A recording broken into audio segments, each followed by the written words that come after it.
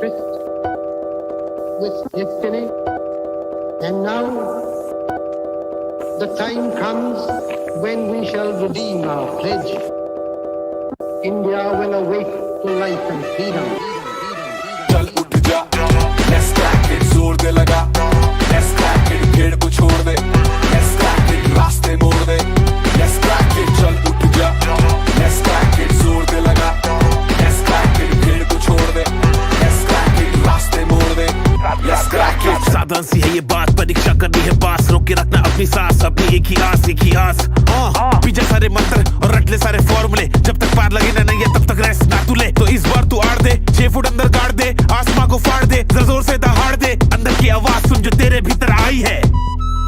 जोर लगा तो जोर लगा, let's crack it, लड़ जरा कुछ कर दिखा, let's crack it, लड़ जरा कुछ कर दिखा, let's crack it। जोर लगा तो जोर लगा, लड़ जरा कुछ कर दिखा। दुकानें है बड़ी इनकी, भोगते बड़ा भारी है, बिका है पकवान इनका, शिक्षा के व्यापारी है। एक नंबर तेरा काम, फीस यहाँ बहुत ज्यादा है, तू बाकियों से पीछे है, तू देखो कितना नीचे है। उसके बाप का सिक्का चलता है, तेरा बाप कमाता सिक्के है। मत सुन इनकी ये धुन इनकी, तू बढ़ता जा बस लड़ता जा, क्रैक करते जा, क्रैक करते जा। जोर लगा तो जोर लगा, लड़ जरा कुछ कर दिखा। Let's crack it, जोर दे लगा, let's crack it, भीड़ को छोड़ दे, let's crack it, रास्ते मोड़ दे, let's crack it, चल उठ जा, let's crack it, जोर दे लगा, let's crack it, भीड़ को छोड़ दे, let's crack it, रास्ते मोड़ दे, let's crack it। बेटा सिस्टम का ये जोर, तेरे हाथ पे ये सब गोल, तू है भटका हुआ भूगोल। Let's crack it, देगी तुझको बस ये दुनिया, खूब निराशा खूब हताशा, When we shall redeem खूब निराशा खूब हताशा। मत सुन इनकी ये धुन इनकी, तू बढ़ता जा बस लड़ता जा, क्रैक करते जा, क्रैक करते जा। जोर लगा तो जोर लगा, let's crack it, कुछ कर जरा कुछ कर दिखा। जोर लगा तो जोर लगा, किस्मत तेरी मेहनत बन के मौका बेटा लाई है, क्रैक करते जा, क्रैक करते जा। चैलेंजेस उठाए जिससे ट्रॉफी भी उठाई है, क्रैक करते जा, क्रैक करते जा। अंदर की आवाज सुन जो तेरे भीतर आई है, क्रैक करते जा, क्रैक करते जाना, क्रैक क्रैक करते जाना, क्रैक क्रैक करते जाना, क्रैक क्रैक करते जाना, क्रैक। let's crack it, चल उठ जा, let's crack it, जोर दे लगा, let's crack it, भीड़ को छोड़ दे, let's crack it, रास्ते मोड़ दे, let's crack it, चल उठ जा। कर दिखा कुछ, क्योंकि तेरे हाथ में है, करने का अभी मौका तेरे पास में है। करते जा, लड़ते जा, हिम्मत नहीं हार, सबको करके दिखा। क्या Let's crack it, जोर तेरा भाई तेरा दोस्त तुझसे बोल रहा, कर दिखा, लड़के दिखा। रास्ते मोड़ दे, let's crack it।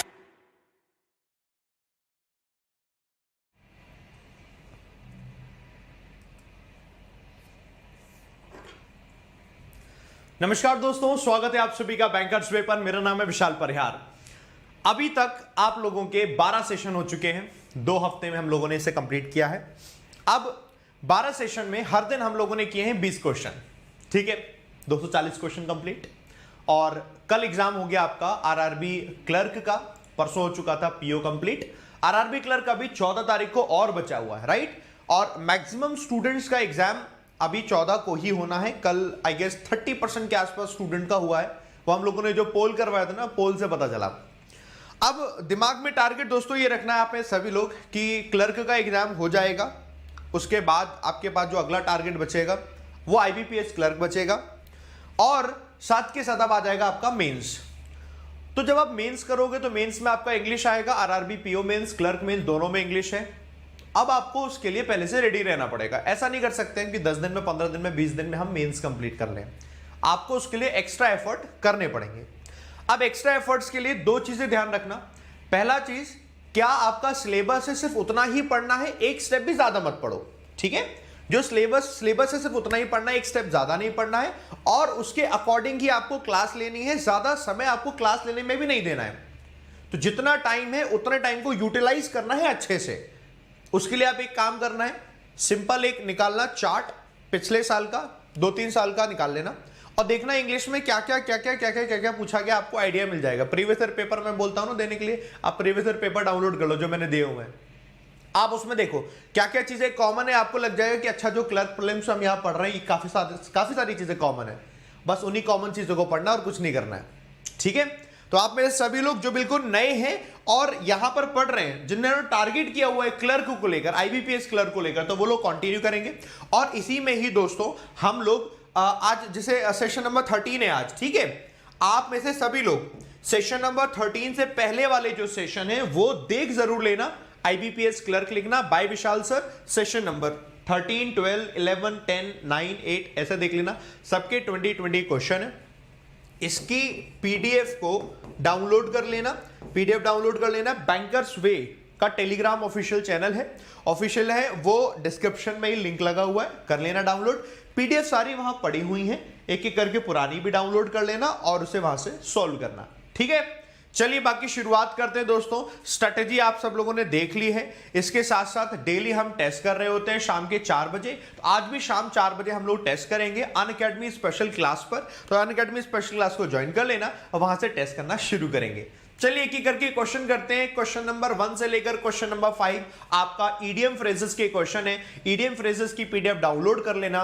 जिन्होंने डाउनलोड नहीं की हुई है आप सिंपली YouTube पर आज ही क्लास के बाद सर्च करना, लिखना idioms and phrases, idioms and phrases by Vishal sir, idioms and phrases by Vishal sir. आपको YouTube पर वीडियो मिल जाएगा, डिस्क्रिप्शन में उसके लिंक लगा होगा, वीडियो का पीडीएफ डाउनलोड कर लेना, बढ़िया याद करना रेगुलरली।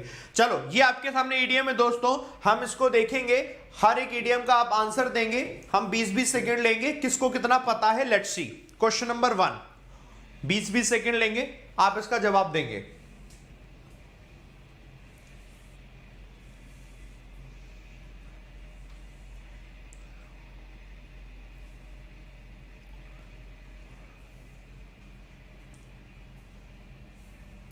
Okay time's up. देखो दोस्तों मतलब क्या है, with customers coming in, customers अब आ रहे हैं। हिज न्यू वेंचर, जो नया वेंचर है, वेंचर हम बोलते हैं नया कोई business. His new venture has got a foot on the door, तो डोर पर उसके फुट मजबूत होने लग रहे हैं। मतलब क्या होता है दोस्तों, ईडीएम ये होती है ए फुट ऑन द डोर ना होकर फुट इन द डोर होता है, फुट इन दी डोर होता है, जिसका मतलब होता है कि आपका कोई अचीवमेंट, इनिशियल लेवल का जो अचीवमेंट है उसको हम बोलते हैं a foot in the door. Achievement on an initial basis, initial basis पर आपका अचीवमेंट, उसको हम बोलते हैं फुट इन दी डोर। याद रहेगा फुट इन दी डोर, ये ऐसे करके आप दोस्तों याद कर सकते हो बस, ठीक है, मतलब भी मैंने बता दिया। नेक्स्ट क्वेश्चन देखो, 20 सेकेंड लेंगे दोस्तों, बताइए। ग्रामर है, grammar.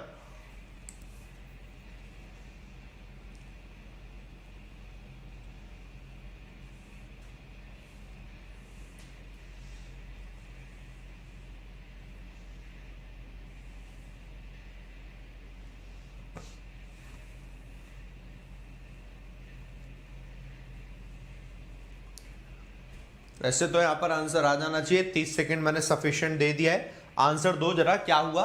Over exploitation of ground water. Ground water, जमीन का जो पानी है उसका जरूरत से ज्यादा इस्तेमाल कर लेना ओवर एक्सप्लॉइटेशन कहलाता है। Over exploitation of ground water, ground water का over exploitation has been led to the water. तो जैसे आपने देखा has been led to the water levels falling drastically.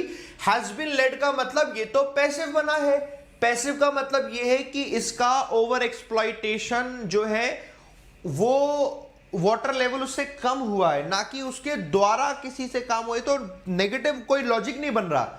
अगर हमने ये पैसिव बनाया इसका मतलब तो अजीब हो गया कि ओवर एक्सप्लॉइटेशन हुआ है, उसकी वजह से कुछ होकर ना बताकर हम कह रहे हैं कि उसकी वजह भी किसी के द्वारा हो रही है। वजह किसी के द्वारा नहीं होगी ना, वजह तो ये खुद बता रहा है, इसकी वजह से कुछ हो रहा है, तो आपका ये पैसिव नहीं बनेगा, ये तो एक्टिव है।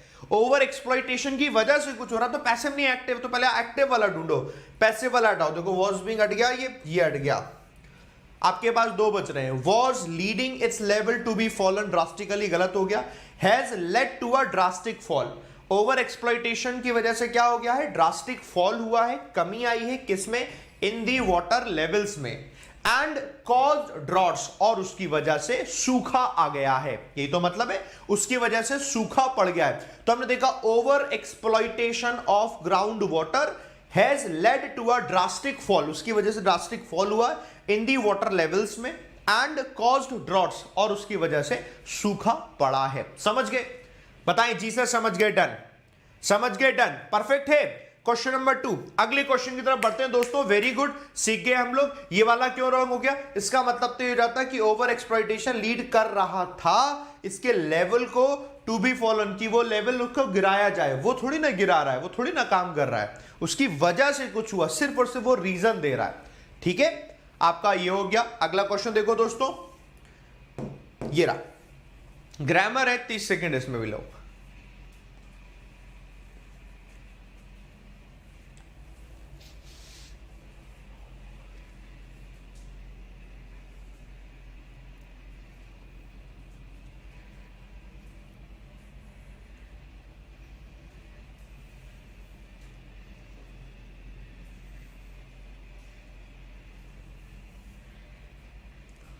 Okay, time's up. पढ़ें क्या बना है इसका दोस्तों, बहुत ध्यान से देखना है। ए काम एंड सीरियस बिहेवियर, काम शांत और serious behaviour even in difficult situations, difficult situations में भी काम और जो सीरियस बिहेवियर होता है मेक पीपल रेस्पेक्ट यू, वो लोग आपकी फिर रेस्पेक्ट करने लग जाते हैं उसकी वजह से, काम और सीरियस बिहेवियर की वजह से। द सब्जेक्ट इज बिहेवियर, हाँ सब्जेक्ट दोस्तों बिहेवियर है ना, ये बिहेवियर है दोस्तों, ये आपका सब्जेक्ट है जो कि सिंगुलर है, ये सब्जेक्ट है सिंगुलर है, दैट मींस इसके साथ जो वर्ब आएगी वो भी सिंगुलर के अकॉर्डिंग आएगी। सिंगुलर के अकॉर्डिंग मेक ना होकर क्या होना चाहिए, मेक्स होना चाहिए। Makes people respect you, where it is, makes people respect you, option A ही दिया, दैट इज द आंसर। समझ गए, क्योंकि सब्जेक्ट सिंगुलर है, रिक्वायर्स वर्ब, वो भी सिंगुलर होनी चाहिए, इसलिए मेक की जगह मेक्स किया। समझ गए तो मुझे बोले जी सर समझ गए, डन है ना, डन, परफेक्ट, बहुत बढ़िया। मेड पास्ट हो जाएगा, नहीं लगा रहे हैं हम पास्ट में, पास्ट में हम तब लगाते हैं जब कहीं कुछ लिखा होता कि पास्ट में, अदरवाइज सेंटेंस इन जनरल दिया है, इन जनरल प्रेजेंट बना हुआ है, फ्यूचर नहीं लगाएंगे, और आईएनजी तो लगा नहीं सकते क्योंकि is am are was verb के साथ आईएनजी लगता है। ओके, थर्ड हो गया, क्वेश्चन नंबर 4 पे आ जाओ दोस्तों, ये भी ग्रामर है, 30 सेकेंड्स लेंगे, बताइए जरा।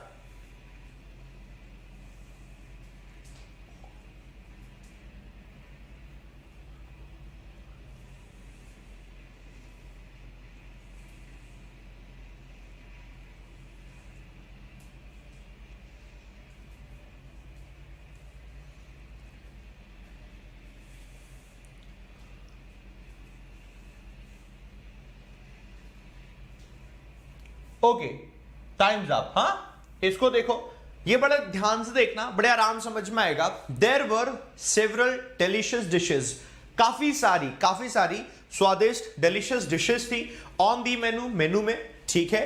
Carefully to be chosen by the host, जो कि होस्ट के द्वारा केयरफुली चूज की गई थी, होस्ट के द्वारा कोई काम हुआ है, होस्ट के द्वारा कोई काम हुआ है, दैट मींस पैसिव है, बाय द होस्ट से पता चल रहा है, ठीक है, पैसिव है, चोजन, ठीक है, ये आपकी वर्ब है। ऑलवेज रिमेंबर, ये आपकी वर्ब है, ऑलवेज रिमेंबर, आपने बाय द होस्ट कर दिया, वो थर्ड फॉर्म लग गई है, टू बी वगैरह कुछ लगाने की जरूरत नहीं होती। जब आप कोई भी पैसिव बना रहे होते हैं ऐसे सेंटेंस का, फिर टू बी वगैरह लगाने की जरूरत नहीं, सिंपली थर्ड फॉर्म और by the person, third form by the person, जिसके द्वारा भी काम हो रहा है। और दूसरी चीज, जब आप वर्ब लगा रहे होते हैं ना, वर्ब को क्वालिफाई, जो भी वर्ड वर्ब को क्वालिफाई करेगा वो एडवर्ब होता है, यहां पे लिख लो। ये तो हम रेगुलर पढ़ रहे हैं ना, डे 1 में कई बार पढ़ चुके हैं कि एडवर्ब क्या करता है, क्वालिफाई करता है। अगर वर्ब लिखी होगी तो वर्ब को क्वालिफाई करेगा, एडवर्ब को भी क्वालिफाई करता है, एडजेक्टिव को भी करता है, सेंटेंस को भी करता है, प्रीपोजिशन, कंजंक्शन सबको करता है। वर्ब है तो वर्ब को क्वालिफाई करेगा, तो वर्ब के आसपास लिखा होना चाहिए, तभी वो करेक्ट होगा। इट मींस जो लिखा है चोजन, चोजन लिखा है तो केयरफुली चोजन होगा तो बन जाएगा। मतलब अगर ये होता केयरफुली, तभी तो ये एडवर्ब है, किसको क्वालिफाई कर रहा है, वर्ब को कर रहा है, दैट इज द चोजन। यानी ऐसे लिखा होता है carefully chosen, carefully chosen, option number D is the right answer. समझ में आया, Y option number D is the answer. Carefully chosen होता है, carefully chosen by the host, that would be the correct one. Point समझ में आया, कोई doubt है किसी को, क्या कोई डाउट है? सबको करता है, हंस के कर, हाँ ये सबको करता है, सबके पास पहुंच जाता है, इसका कहीं कोई ठिकाना नहीं, जिसके साथ लग जाता है उसी को क्वालिफाई करने लग जाता है। याद कर लेना ऐसे एडवर्ब, ठीक है। चलिए दोस्तों, अगला क्वेश्चन है आपके सामने, कम ऑन, इसको बताएं।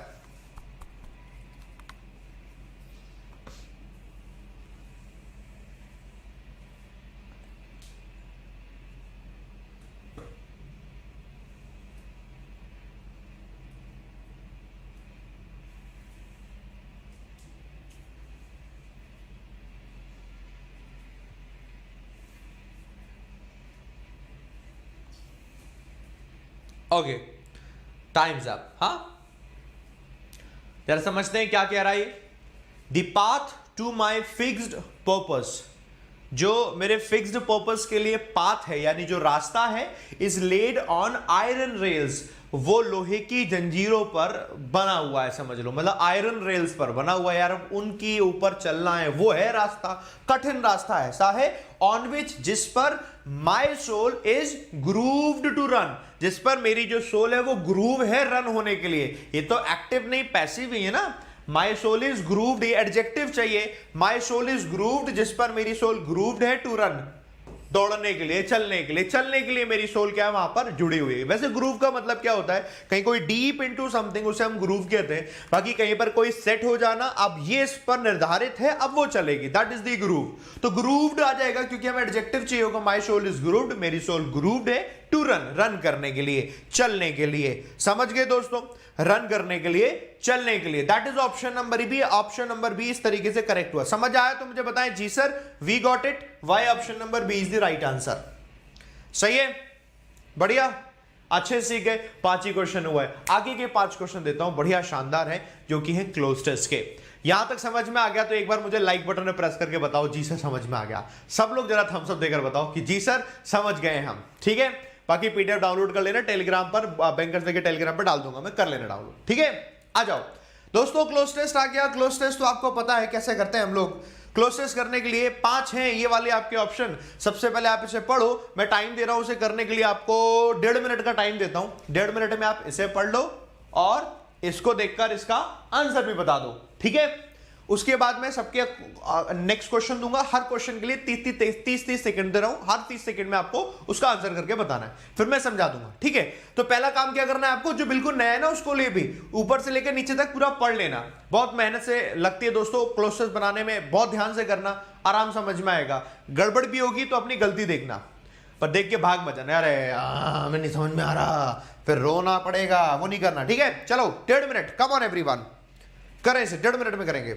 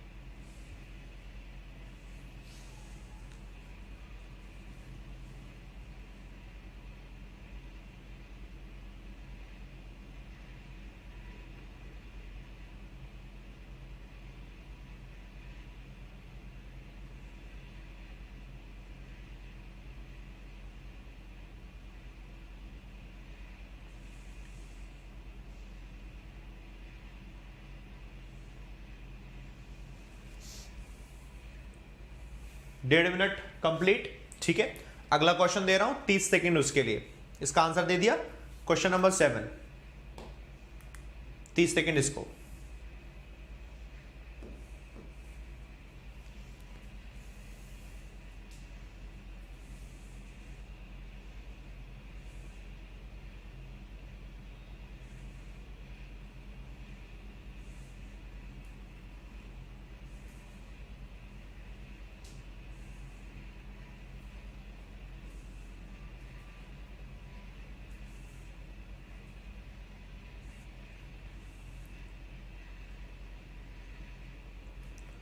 Okay, time's up. Next question, question number 8।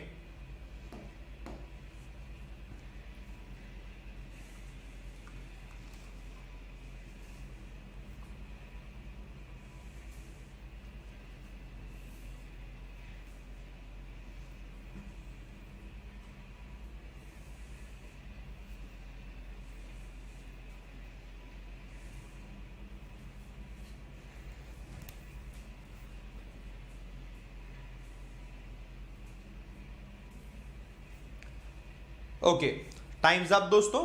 Next question.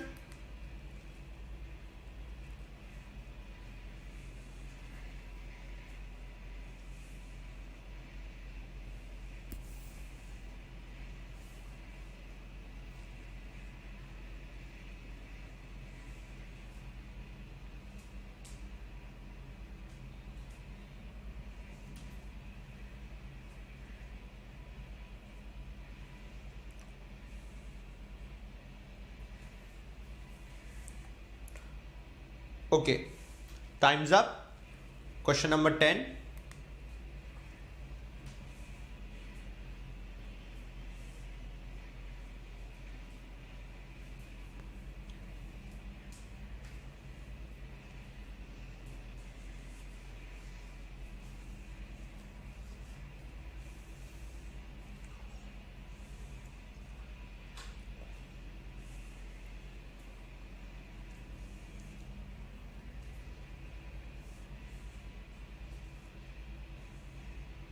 Okay, time's up.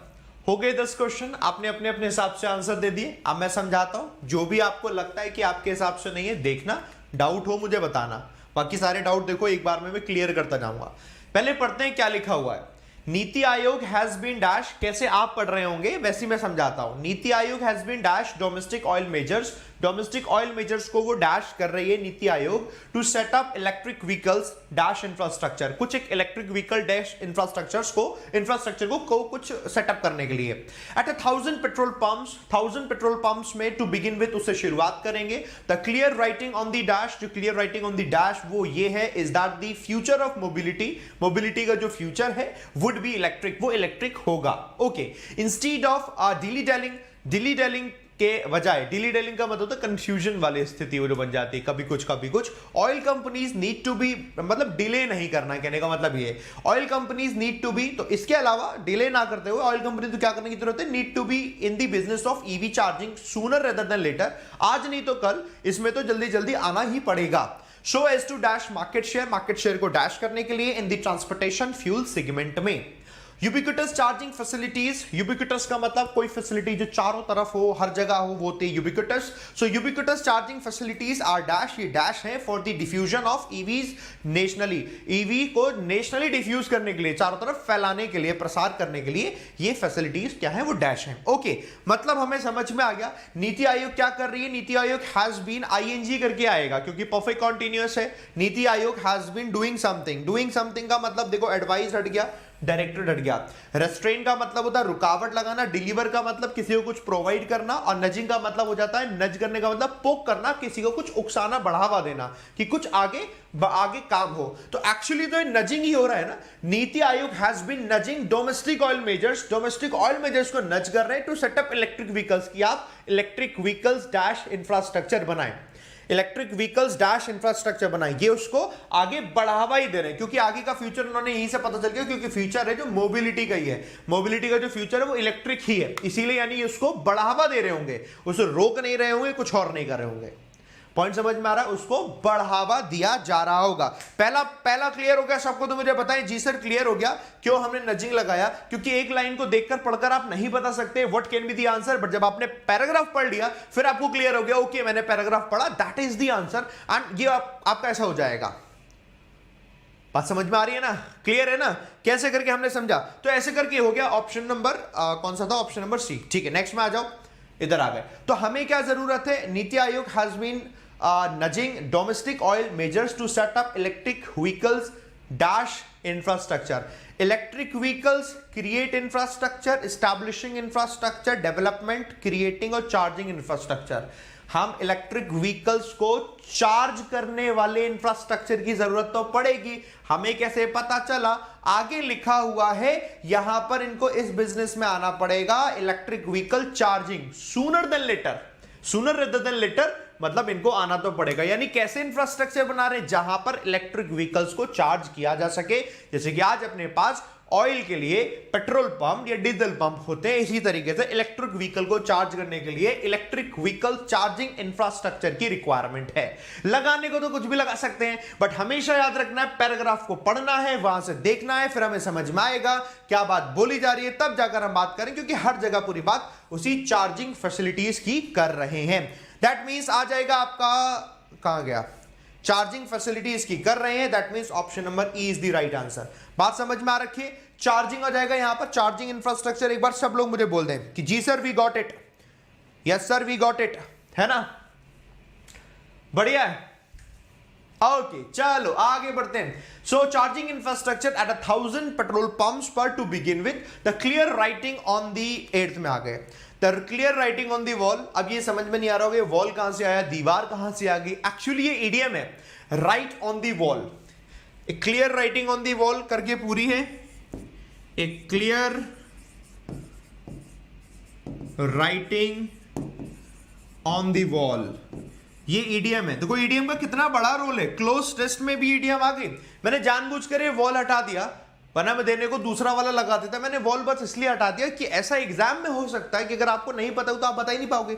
Wall आप कब लगाओगे, लगाओगे ही नहीं वॉल। और इसकी जगह अगर हमने कुछ और वर्ड लगा दिया ना, कि जैसे इसकी जगह इंफ्रास्ट्रक्चर लगा दिया, या इसकी जगह कोई ग्रोथ लगा दिया, या इसकी जगह चार्जिंग लिख दिया, ईवी लिख दिया, तो आप उससे रिलेटेड कंफ्यूज हो जाओगे। तो एग्जामिनर ऐसे ही करता है एग्जाम में। तो आपको याद रखना है एक clear writing on the wall है, जिसका मतलब है कि कोई भी चीज जो अनप्लीजेंट है पहले से ही पता चल रहा है, क्लियरली पता चल रहा है कि कोई चीज खराब हो सकती है, या क्लियरली पता चल रहा है कोई चीज बहुत मुश्किलों भरी है। और यहां पर सेंस वही कि कोई चीज बहुत मुश्किलों भरी है। देखो कैसे कि the clear writing on the wall is that कोई भी चीज मुश्किल भरी सिचुएशन है, क्या है कि जो फ्यूचर है मोबिलिटी का वो इलेक्ट्रिक होगा, और मुश्किल भरा समय क्या है तो उसके लिए हमें क्या करना है वो हम आगे की बात को बताएंगे। पॉइंट समझ में आया दोस्तों, समझ में आया पॉइंट तो मुझे बताइए। यस सर समझ में आया, है ना, बढ़िया। तो आपको यहां पर लग गया इधर writing on the wall is that future of mobility would be electric, ये इलेक्ट्रिक होगी। सो इंस्टीड ऑफ डिली टेलिंग का मतलब ये हो जाता है कि आप टाइम वेस्ट ना करें, आप डिले ना करें, डिले कर रहे हो, टाइम वेस्ट कर रहे हो, और महत्वपूर्ण काम है वो नहीं हो पा रहे आपके, तो ये आपका होता है डिली टेलिंग। तो आपने कहा instead of dilly dallying oil companies need to be in the business, oil companies को इन काम में आना चाहिए of EV charging sooner rather than later, so as to dash market share, market share को डैश करने के लिए। अब जल्दी जल्दी इन्हें आना पड़ेगा मार्केट शेयर को क्या करने के लिए, मार्केट शेयर को रिड्यूस कम करने के लिए, मार्केट कैप्चर करने के लिए, कॉन्ट्रास्ट करने के लिए। कॉन्ट्रास्ट का मतलब हो जाता है जिसका विरोध, क्वेश्चन करने के लिए, रिटेन बनाए रखने के लिए। कर्टेल का मतलब होता है कटौती, कटौती करने के लिए। रिटेन करने की बात होगी बनाए रखना, जो जितना मार्केट शेयर है वो बनाए रखें, जो जितना मार्केट शेयर है वो बनाए रखें, है ना।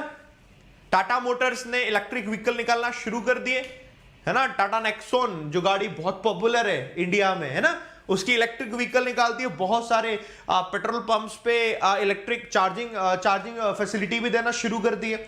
This is the start. इस तरीके से और भी आते रहेंगी। तो हमने कहा मार्केट शेयर को वो रिटेन कर पाएंगे तभी जब वो पहले से ही इस बिजनेस में आ जाएंगे। समझ में आया रिटेन हमने क्यों लगाया दोस्तों। आगे बढ़े। So as to retain market share in the transportation fuel segment, transportation fuel segment में मार्केट शेयर को रिटेन करने के लिए काम करना पड़ेगा। समझ गए दोस्तों, डन। आगे बढ़े। यूबिक्विटस चार्जिंग फैसिलिटीज, यूबिक्विटस मतलब चारों तरफ हर जगह चार्जिंग जो फैसिलिटीज है आर डैश वो एसेंशियल है। तो समझ में आ गया एक बार में, वो एसेंशियल है for the diffusion of EVs nationally. अगर हम इलेक्ट्रिक व्हीकल्स को नेशनली डिफ्यूज करना चाहते हैं ताकि हर जगह हर घर में इलेक्ट्रिक व्हीकल इस्तेमाल हो रहा हो, उसके लिए जरूरी है कि चार्जिंग फैसिलिटीज होनी चाहिए चारों तरफ। एसेंशियल है, ऑप्शनल नहीं कि ऑप्शनल, ऑप्शनल थोड़ी ना है, ऐसा होनी चाहिए यार, ऐसा थोड़ी ना कि नहीं हो, सेकेंडरी नहीं करेंगे भाई, मेन है। ट्राइबल का मतलब होता है छोटा सा, तुक्ष, ऑक्सिलरी ये भी नहीं लगाएंगे। समझ गए, बोले जी सर समझ गए, डन। एसेंशियल, एसेंशियल हमने लगा दिया। 10 क्वेश्चन दोस्तों अपने पूरे हो गए। उम्मीद है दोस्तों 10 के 10 क्वेश्चन आप लोगों के हो गए होंगे। डन, बोले जी सर डन, परफेक्ट है। और समझ में आ गया तो एक बार आप सभी लोग लाइक बटन में प्रेस करके बताओ जी सर हमें समझ में आ गया। I need your thumbs up, सबके थम्स अप चाहिए मुझे। सब लोग एक बार थम्स अप पे प्रेस करके बताओ जी सर हम समझ गए हैं, हमें बता दो, बढ़िया से हमें सीखने को मिल गया है ना। और इसके अलावा दोस्तों आप में से सभी लोग 10 क्वेश्चन हमने यहां पर कर लिए, आगे के 10 क्वेश्चन कर रहे हैं। आज शाम के 4 बजे 4 PM पर अनअकैडमी स्पेशल पर दोस्तों स्पेशल क्लास होगी। स्पेशल क्लास जरूर ज्वाइन करना, वो जरूर अटेंड करना। वो ज्वाइन करने से, अटेंड करने से ही आपको पता चलेगा एक्चुअली रेगुलरली जो पढ़ रहे हो आप उसमें से कितना आपको आ रहा है ना, वरना तो रह जाएगा। आ जाओ, आज मैंने दोस्तों कुछ नया आपको दिया है, क्वेश्चन नए टाइप के दिए। क्वेश्चन नए टाइप के क्वेश्चन में अभी तक मैंने दिए थे। ये क्वेश्चन है दोस्तों एंटोनम और सिनोनम के, एंटोनम या फिर सिनोनम के क्वेश्चन। और एंटोनम सिनोनम की क्वेश्चन वो नहीं है कि डायरेक्टली दे दिया एंटोनम बताओ, इसका सिनोनम बताओ, ना ना ना ना, ये अलग है। देखो क्या लिखा हुआ है, choose the word from the following options which is opposite in meaning to the other words. मतलब ऐसा होगा, आपके सामने 5 वर्ड दिए हैं, यही ऑप्शन है, बस यही है जो कुछ है। आपको क्या करना है, वो वर्ड चूज करना है जो कि बाकी सभी वर्ड्स का ऑपोजिट है। इसका मतलब यहां पर 5 वर्ड्स में से 4 वर्ड्स ऐसे होंगे जो एक दूसरे के सिनोनम होंगे, है ना, और जो एक वर्ड होगा वो एक वर्ड एंटोनम होगा, वो एक वर्ड एंटोनम होगा इन 4 वर्ड्स का। ये जो 4 बाकी वर्ड्स है उनका वो एंटोनम होगा और आपको वो एंटोनम फाइंड करना है। समझ में आया दोस्तों क्या पूछा जा रहा है? ये बहुत ध्यान से सुनना जरूरी होता है। सबको समझ में आ गया क्या पूछा जा रहा है? मुझे बताएं। जी सर समझ में आ गया है, परफेक्ट है ना? ओके, आ जाओ, अब जवाब देंगे आप दोस्तों, जरा जवाब दो इसका, बताओ जरा इसमें एंटोनम कौन सा होगा, है ना? ये लो जरा, हम टाइम लेते हैं, 20 सेकंड का टाइम लेंगे, 20 सेकंड्स। बताना जरा क्या जवाब आप दे रहे हो।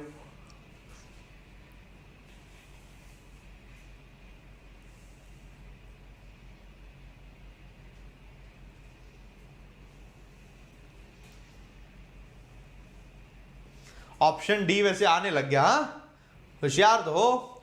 जेनरस का मतलब कोई व्यक्ति दयालु है, काइंड है, वो जेनरस है, काइंड हार्टेड है। बेनेवलेंट भी यही होता है, जो जेनरस होता है उसी का ही सिनोनम है। गिविंग का मतलब भी व्यक्ति जो आपको किसी को कुछ दे रहा है वो जेनरस है। चैरिटेबल का मतलब भी वही जब जिसको जो जरूरत है उसको कुछ दे रहा है।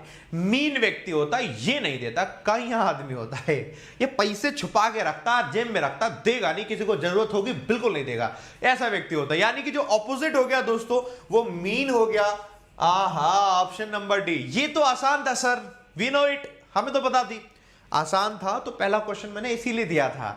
आगे क्वेश्चन पे आते हैं ताकि आपको समझ में आ जाए पहला क्वेश्चन। दूसरा देखो दोस्तों, बताओ जरा, होशियार हो, इसे भी कर लोगे आराम से, बताओ, सब बताना इसको।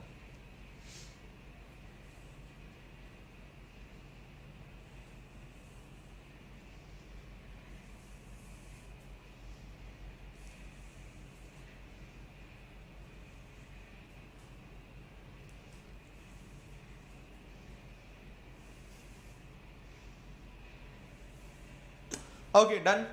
Answer answer answer answer answer competent.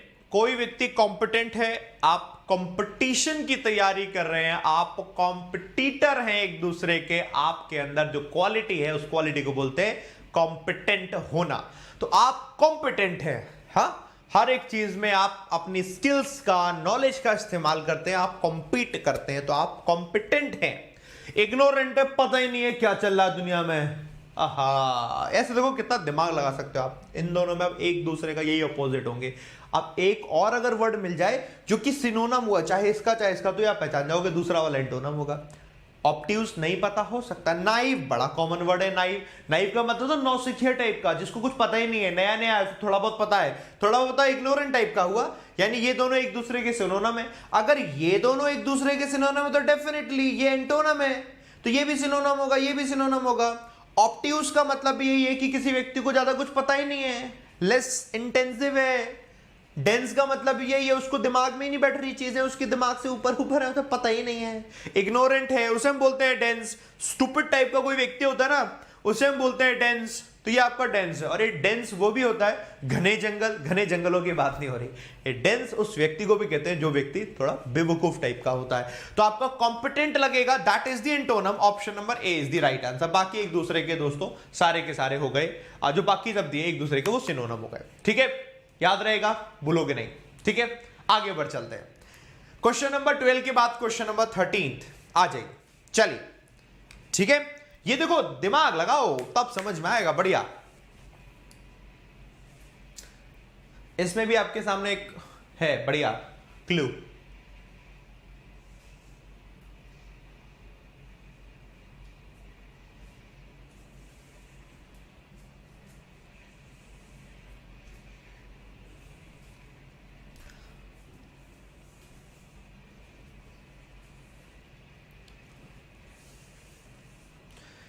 English 0 है, क्या करें प्लीज हेल्प मी सर।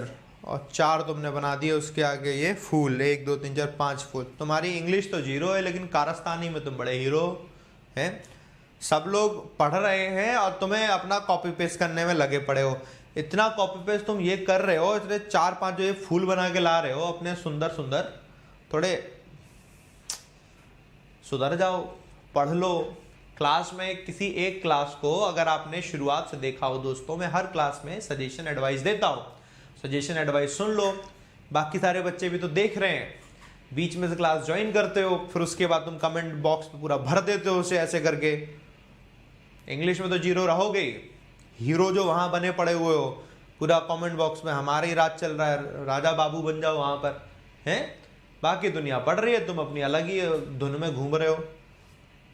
घूम लो पहले तुम, और दोबारा करोगे ना टीम तुम्हें ब्लॉक कर देगी। अभी सुधर जाओ, आ जाओ।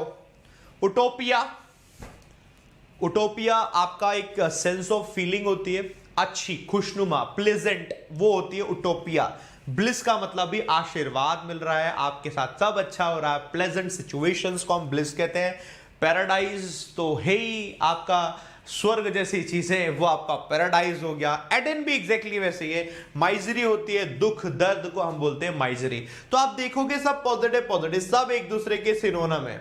ऑपोजिट हुआ तो सिर्फ और सिर्फ माइजरी हुआ, ये आपके ऑपोजिट हो गया। दुख हो गया, दर्द हो गया, खराब अनप्लीजेंट सिचुएशंस हो गए, उनको हम बोलते हैं माइजरी। समझ गए? बोले जी सर समझ गए, डन, परफेक्ट है, डन, ओके। चलो अगला क्वेश्चन 14th, दिमाग लगाएंगे, come on.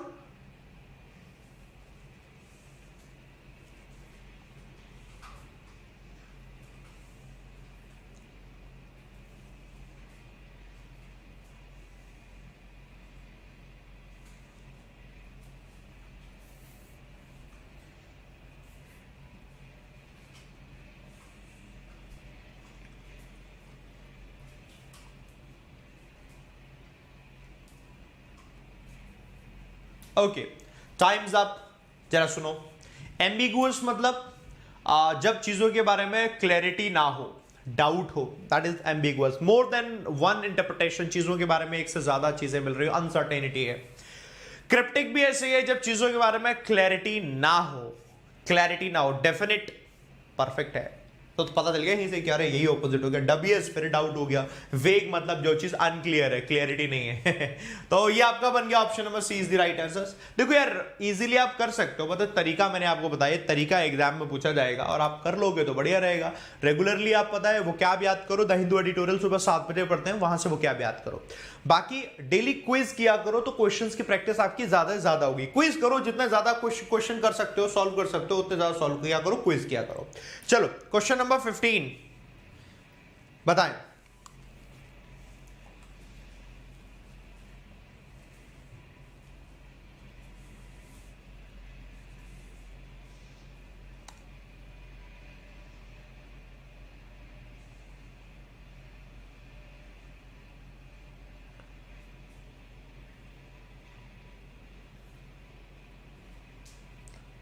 Okay, time's up. हाँ, टाइम्स अप।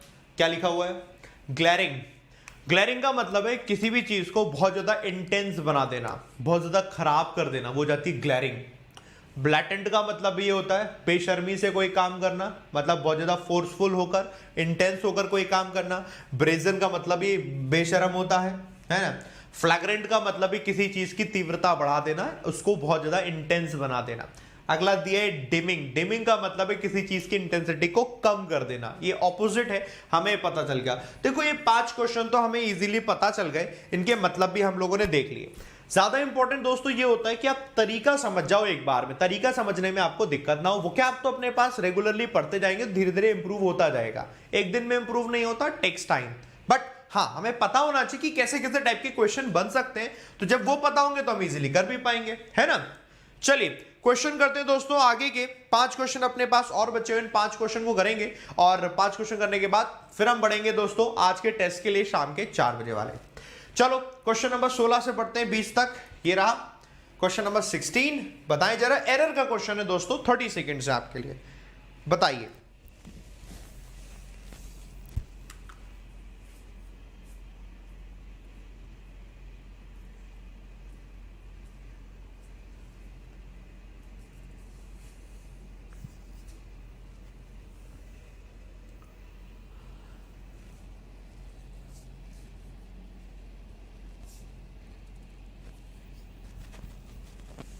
ओके दोस्तों, टाइम्स अप, है ना। ये वाला जो दोस्तों एरर है वो वर्ड को लेकर एरर दिया है, ग्रामर को लेकर नहीं है। Many of the protesters present, बहुत सारे प्रोटेस्टर्स जो कि प्रेजेंट थे, वर नॉट रेडी, वो रेडी नहीं थे to accept the government's explanation for the raid. Raid के लिए गवर्नमेंट का जो एक्सप्लेनेशन है उसको एक्सेप्ट करने के लिए रेडी नहीं थे, उसको एक्सेप्ट करने के लिए। ये एक्सेप्ट की बात होगी, एक्सेप्ट की बात होगी, ACCEPT, एक्सेप्ट की बात होगी। EXCEPT एक्सेप्ट नहीं, ये एक्सेप्ट का मतलब किसी चीज को छोड़कर, वो होता है एक्सेप्शन। एक्सेप्शन का बनता है एक्सेप्ट, ये एक्सेप्ट है स्वीकार करना, ठीक है। That is the error. समझ गए? बोले जी सर, छोटा एरर था, समझ में आ गया। अगला क्वेश्चन दोस्तों ये रहा, 30 सेकेंड इसको लेकर बताएंगे, बताइए।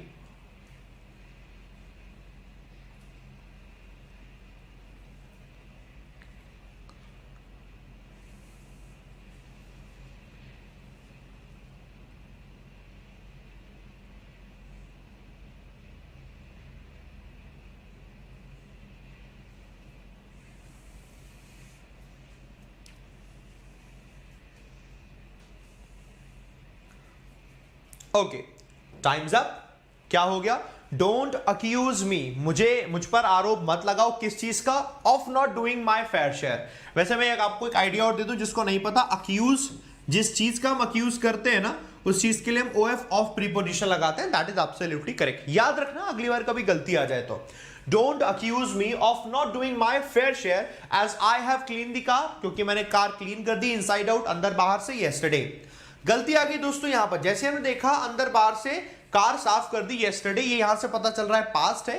पास्ट है दोस्तों, इसका मतलब यहां जो हैव थर्ड फॉर्म लिखा हुआ है ये दोस्तों आपका गलत हो गया, आपको पास्ट बनाना पड़ेगा। पास्ट बनाने के लिए सिंपल आप सेकंड फॉर्म लगाएंगे, सिंपल आप सेकंड फॉर्म लगाएंगे, हो जाएगा क्लीन्ड दी कार, ऐसे करके। दूसरी चीज, क्या हम सर हैड थर्ड फॉर्म नहीं लगा सकते? नहीं लगा सकते। हम हैड थर्ड फॉर्म दोस्तों तब लगाते हैं जब पास्ट में 2 काम हुए हों और उन दोनों कामों में, दोनों पास्ट में, दोनों कामों में जो पहले होता है वो पास्ट परफेक्ट में जाता है। अदरवाइज जब ऐसी सिचुएशन नहीं तो सिंपल पास्ट लगता है, सिर्फ सेकंड फॉर्म लगती है। याद करो, डॉक्टर के आने से पहले मरीज की मौत हो गई, ट्रेन निकल गई पहुंचने से पहले, स्टेशन पहुंचने से पहले, वो वही वाले सेंटेंस होते हैं ना। तो इसलिए हम हैड नहीं लगाते, हैड थर्ड फॉर्म नहीं, सिर्फ सेकंड फॉर्म। क्योंकि यहां पर ऐसा नहीं कि 2 काम हुए हों और 2 पास्ट में दिखा रहे हों और फिर हम कह रहे हैं एक पहले एक बाद में, वो तब होता है, ठीक है। चलो सीख गए, बढ़िया। हैड वाला नहीं आएगा, हैड वाला नहीं आएगा। यार एक बात बताओ, अच्छा लग रहा है सेशन तो लाइक बटन पे प्रेस करके बता दो दोस्तों। अच्छा लग रहा है तो लाइक बटन पे प्रेस करके बता दो यार। लाइक बटन पे नहीं प्रेस कर रखे, सबने आंसर बदल लिए सर। ऐसे मत बदला करो, ठीक है, ऐसे बदला मत करो। चलो समझ में आ गया, गलती होगी तो सीखेंगे, क्या दिक्कत है ना। चलो बताएं।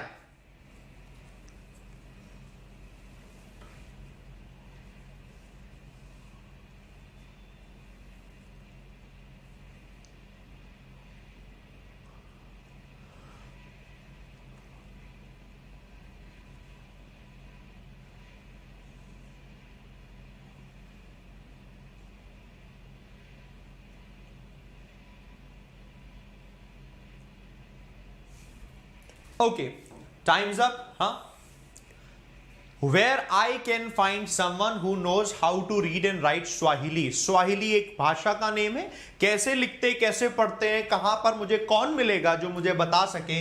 बट ऐसी कंडीशन में हमने देखा ये सेंटेंस तो क्वेश्चन वाला है ना, इंटरोगेटिव है ना सेंटेंस. क्वेश्चन वाला इंटरोगेटिव है, तो इंटरोगेटिव में वेयर आई कैन फाइंड से ही गड़बड़ हो गई.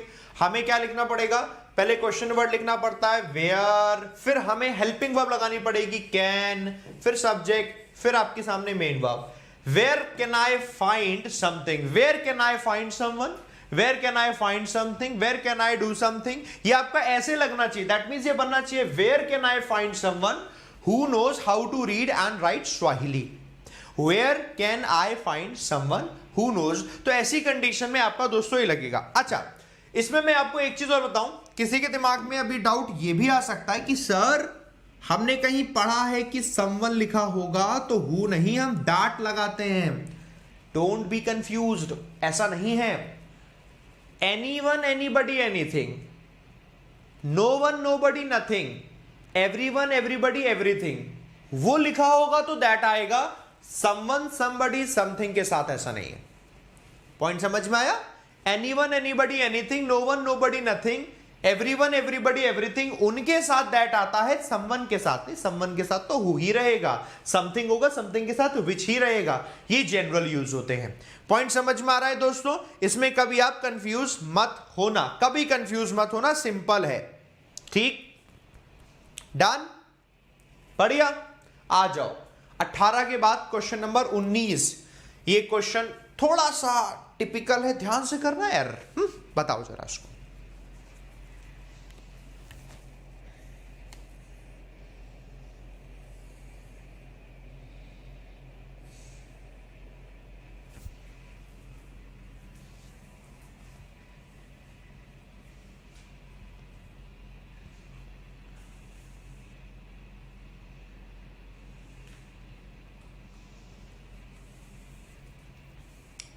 चलो, टाइम्स अप हो गया. मैं आप लोगों के आंसर देख लूं, क्या आ रहा है answer. Very good. Option number 3 में आएगा. शाबाश, बता दो क्या आएगा आंसर.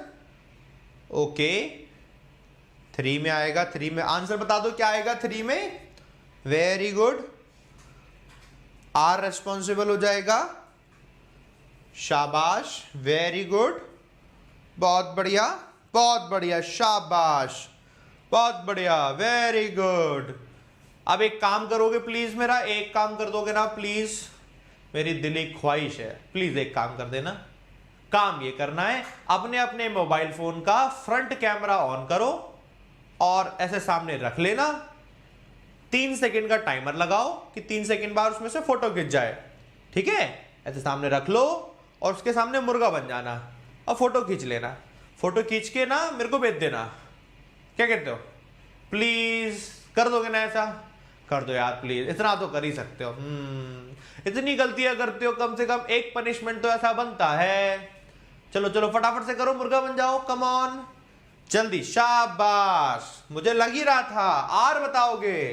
ये इस तरीके का क्वेश्चन डे 1 से जब से हम पढ़ रहे हैं कम से कम 5 बार आ चुका है, जहां पर हम देखते हैं फर्स्ट सब्जेक्ट के अकॉर्डिंग वर्ब आएगी. 5 बार कम से कम आ चुका है. लेकिन नहीं, हम तो सर ध्यान देंगे ही नहीं, हम तो हर बार गलती करेंगे, फिर बाद में सीना चौड़ा करके कहेंगे सर इंग्लिश बड़ी वीक है सर, समझ नहीं आती. कितनी कोशिश करते हैं सर, समझ ही नहीं आती. ओहो, मुर्गा बन के फोटो खींचना मेरे को देनी जरूर है मेरे को, वरना जिस दिन मिले ना उस दिन फोटो खींच लूंगा तुम लोगों की. मुर्गा बनना, हरकतें ऐसी हैं. Radha and not, and not लिखा है तो सिर्फ फर्स्ट सब्जेक्ट के अकॉर्डिंग वर्ब आएगी. फर्स्ट सब्जेक्ट सिंगुलर है, सेकंड सब्जेक्ट से कोई लेना देना नहीं है. Radha and not her classmates, first subject singular है तो सिंगुलर वर्ब है. Is responsible for her failure, absolutely correct है, कोई इसमें गलती नहीं है, नो एरर है, कोई भैया गलती नहीं है, कोई गलती नहीं है. कोई बात नहीं, कोई दिक्कत नहीं. आप बस फ्रंट कैमरा ऑन करना, मुर्गा बन जाना. 3 सेकंड में बन जाओगे, नहीं बनो तो 5 सेकंड का लगा लेना. होशियार हो, कर लेना. ठीक है, चलो शाबाश, मैं इंतजार करूंगा. ठीक है, एटलीस्ट कम से कम एक मुर्गे की फोटो तो आनी चाहिए मेरे पास. मैं इंतजार करूंगा आपका. ठीक है, शाबाश, बहुत बढ़िया. ये लो आखिरी क्वेश्चन, बता देना ढंग से, तो डंडे मारने वाला भी कॉन्सेप्ट है मेरे पास। करो जरा इसका आंसर।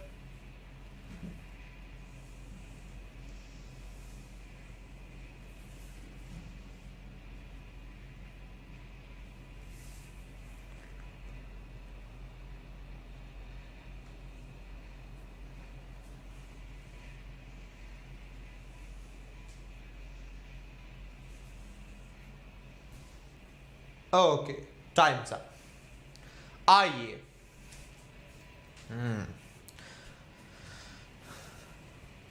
इस क्वेश्चन में क्या है दोस्तों, एक कॉन्सेप्ट होता है जिसे हम बोलते हैं कंडीशनल सेंटेंसेस का।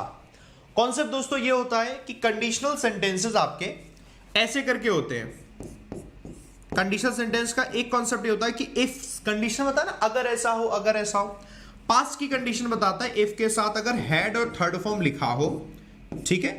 तो दूसरा वाला जो सेंटेंस होता है दोस्तों, उसमें वुड हैव और थर्ड फॉर्म होता है। जो दूसरा होगा उसमें वुड हैव और थर्ड फॉर्म होगा। ओके, अब इस वाले सेंटेंस को हम ऐसे भी लिख सकते हैं और ऐसे भी लिख सकते हैं कि सेंटेंस में लगा दिया जाए पहले हैड, फिर लिख दिया जाए सब्जेक्ट और फिर उसके बाद वर्ब की थर्ड फॉर्म, और दूसरी तरफ लिख सकते हैं वुड हैव थर्ड फॉर्म। मतलब दोनों ही तरीके से हम इसे लिख सकते हैं। दोनों का मतलब होता है कंडीशन को बताना।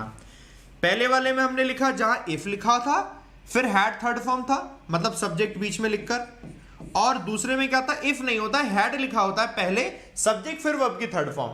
और यही कॉन्सेप्ट दोस्तों यहां पर है यूज, और इस कॉन्सेप्ट में गलती नहीं है। कॉन्सेप्ट तो ठीक है, वो तो बस मैं इसलिए समझा रहा हूं ताकि आपको पता चले। जैसे कि इफ यू थिंक, अगर आपको यह लगता है that British would have voted, कि ब्रिटिश ने वोट किया होगा, would have third form vote किया होगा to remain in the EU, European Union में रहने के लिए। अगर ऐसा लगता है, वोट किया होगा कब, अगर ये हैड लगा, ये सब्जेक्ट है, ये थर्ड फॉर्म वाला हैड है। हैड दे हैड मतलब if they had all the facts, कि अगर उनके पास सारे फैक्ट होते तो सो ब्रिटिश होते, वो वोट कर देते। ये पास्ट का सेंस आ रहा है, तो वो हैड आ गया जो एक हेल्पिंग वर्ब वाला है, फिर ये सब्जेक्ट है, तो जो दूसरा वर्ब की थर्ड फॉर्म वो हैव की थर्ड फॉर्म, हैव की थर्ड फॉर्म भी हैड ही होती है। तो इसमें गलती नहीं है। पॉइंट समझ में आ रखा है, इसमें गलती नहीं। गलती ये है, आगे कह रहे हैं योर रॉन्ग। योर रॉन्ग नहीं, यू आर रॉन्ग होना चाहिए। योर रॉन्ग नहीं, YOU apostrophe R, you are wrong ऐसे होना चाहिए। Apostrophe R, you are wrong, कह रहे तुम गलत हो, यू आर रॉन्ग, तुम गलत हो। पॉइंट समझ में आ रहा है, यू आर रॉन्ग ऐसे करके दिया हो, यानी कि तुम गलत हो, ये कह रहे हैं यहां पर। समझ में आ रही दोस्तों बातें? मुझे बताएं। जी सर, वी आर गेटिंग, हमें समझ में आ रहा है, दैट इज द पॉइंट। हो गए अपने दोस्तों 20 क्वेश्चन। आप लोग रेगुलरली 20 क्वेश्चन दोस्तों करते जाओ, मजा आ जाएगा। आपको इतना ज्यादा सीख जाओगे, धीरे धीरे आपको पता ही नहीं चलेगा। अब जरा सुनो, 20 क्वेश्चन ये कर लिया, अब हमें और क्या करना है आज दिन में दोस्तों आपको करना है, शाम के 4 बजे वाली स्पेशल क्लास में आना है, ठीक है। शाम के 4 बजे वाली स्पेशल क्लास में आना है, 4 PM, ठीक है। स्पेशल क्लास में हम रेगुलरली दोस्तों करते हैं, डेली एक टेस्ट करते हैं। वो टेस्ट होता है जो भी आपने पढ़ा हुआ है उन्हीं पर ही बेस हम एक टेस्ट बना देते हैं। क्या करना है क्लास लेने के लिए? अनअकैडमी लर्निंग ऐप डाउनलोड करके इंस्टॉल करना, मेरा नाम ढूंढना विशाल परिहार, ये आप क्लास के तुरंत बाद कर लो। अभी फॉलो कर लेना मुझे, मेरी प्रोफाइल में आना, प्लस लिखा हुआ ऐसे लिखा हुआ है स्पेशल, मेरी प्रोफाइल में आओ, स्पेशल में वो आपको सेशन दिख जाएगा, टैप करके एनरोल कर लेना। शाम के 4 बजे हम लोग क्लास कर रहे होंगे। नए बच्चे जब एनरोल करेंगे तो इनवाइट कोड पूछेगा, ये आपका इनवाइट कोड है, लगा देना, ABP 10, क्लास आपकी ओपन हो जाएगी। ओके, इसके अलावा जब आप यहां पढ़ रहे होंगे तो आपको अगर प्लस पर पढ़ना है, जिस पर आपकी मेंस की क्लास शुरू हो रही है 11 तारीख से, RRB PO mains, RRB clerk mains, SBI clerk mains, इनकी 11 तारीख से क्लास शुरू कर रहे हैं। Arun sir, Vishal sir, Puneet sir, Abhijeet sir, हम सब लोग हैं। तो आप यहां पढ़ोगे, तो जब आप यहां पढ़ रहे होंगे तो इसके लिए आप गेट सब्सक्रिप्शन की स्लाइड में आना, तो आप 12 महीने का सब्सक्रिप्शन प्लान चूज करोगे ना, आप इस कोड का इस्तेमाल करना, ABP 10, ये रेफरल कोड है, तो इसी में देखोगे 10% आपका ऑफ हो जाएगा। आपने यहां से सब्सक्रिप्शन दे दिया, सब्सक्रिप्शन डन हो जाएगा, फिर आप सब्सक्रिप्शन की क्लास ले लो, सारी क्लासेस लो, सीखो बढ़िया तरीके से। 11 तारीख से हम इसे स्टार्ट कर रहे हैं, बाकी IBPS क्लर्क को लेकर भी दूसरा एक और बैच स्टार्ट कर रहे हैं, वो 18 से कर रहे हैं। तो आपके लिए दोनों तरीके, वहां पर आप कॉन्सेप्ट सीखो, यहां पर आप डेली 20 क्वेश्चन की प्रैक्टिस करो। अपने अपने अकॉर्डिंग देख लेना। बाकी बैंक कॉम्बैट एवरी संडे होता है दोस्तों, इसके लिए आप स्वयं इसी कोड का इस्तेमाल करके टेस्ट देना, आपके लिए यहां पर इतने सारे प्राइजेस हैं, इसको ध्यान रखना। चलो ठीक है, ये तो आप ध्यान रखेंगे। बाकी कोई दिक्कत समस्या आएगी वो मुझे आप जरूर बताना। इसकी पीडीएफ आप डाउनलोड कर लेना। बैंकर्स वे का टेलीग्राम चैनल मैं आपको दिखा देता हूं, टेलीग्राम चैनल दिखा देता हूं। आप इसी वीडियो के वैसे डिस्क्रिप्शन में आना है ना, देखो ऐसा डिस्क्रिप्शन में आओगे ना तो देखो यहां पर आओगे, ऐसे करके लिखा हुआ है follow us on Telegram Bankers Way, नहीं ये वाला, हाँ ये बैंकर्स वे टीम पे टैप कर देना ऐसे करके, ठीक है। ये ऐसे करके आपका ओपन हो जाएगा। अच्छा यहाँ से ओपन नहीं हो रहा क्योंकि इसमें नहीं है, चलो कोई नहीं, आपको यहाँ दिखाते रहो, ऐसे करके ओपन हो जाएगा, ठीक है। आप ओपन हो जाओ, ज्वाइन कर लेना। इसमें सारी पीडीएफ वगैरह पड़ी होती हैं, तो आप कर लोगे तो आपको फायदा रहेगा। जैसे सुबह का जैसे सेशन शेयर कर रखा है, ऐसे करके आपको मिलता रहे, कर लो इसे। और कोई दिक्कत समस्या है तो मुझे बताना, ठीक है। खत्म करते हैं दोस्तों सेशन को, मिलते हैं अब शाम के 4 बजे, ठीक है। चलो bye bye, take care, love you all, जय हिंद, जय Bharat, thank you very much दोस्तों, थैंक यू।